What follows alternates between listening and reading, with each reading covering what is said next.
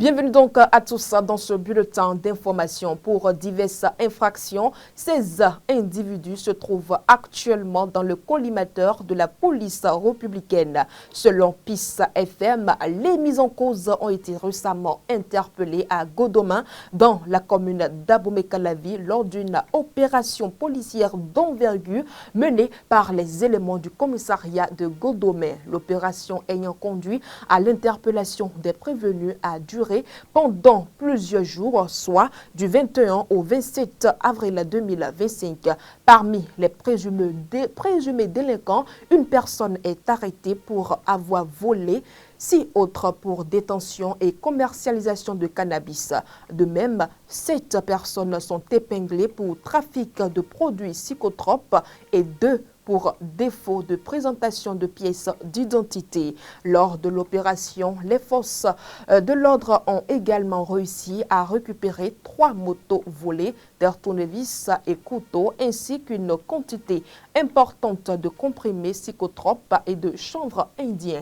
Placés en garde à vue, les mises en cause devraient être présentées dans les jours à venir au procureur spécial près la Cour de répression des infractions économiques et du terrorisme Criette pour jugement. Autre information dans ce bulletin d'information à Parakou, la reprise des classes après les congés de Pâques a été marquée par une mauvaise surprise à l'école primaire publique de Gomboko. Une salle de classe s'est effondrée sous l'effet des intempéries, suscitant l'inquiétude des parents et du personnel enseignant. Heureusement, aucun élève n'a été blessé, mais l'incident remet en lumière l'état de dégradation de certaines infrastructures scolaires à quelques semaines de la fin de l'année. Le compte rendu avec Anselme Orisha et Modeste à Danzetan.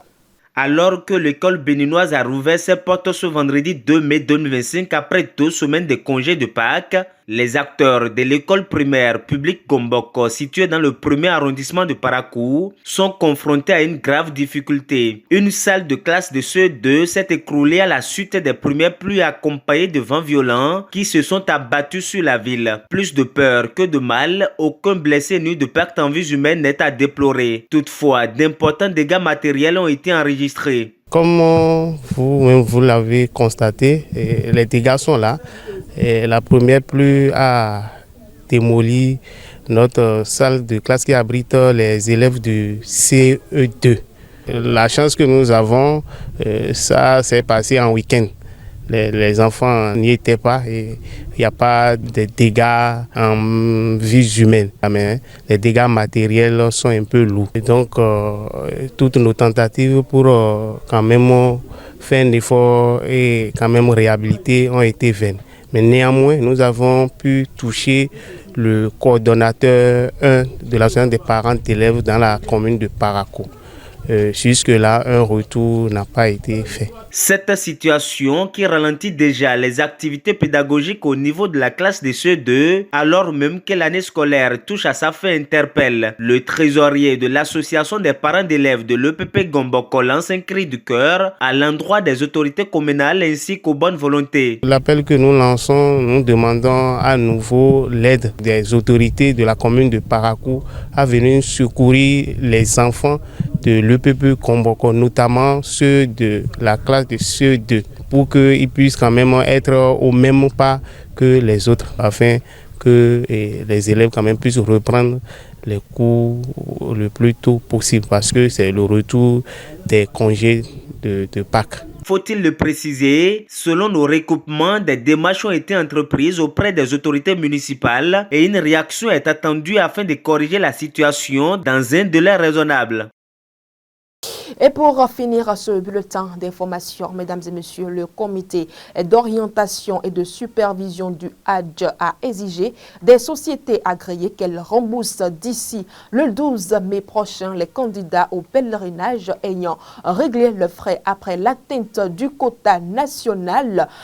fixé pour cette année. Cette décision fait suite à la saturation du contingent béninois établi à 2300 places atteintes dès le 17 avril 2025.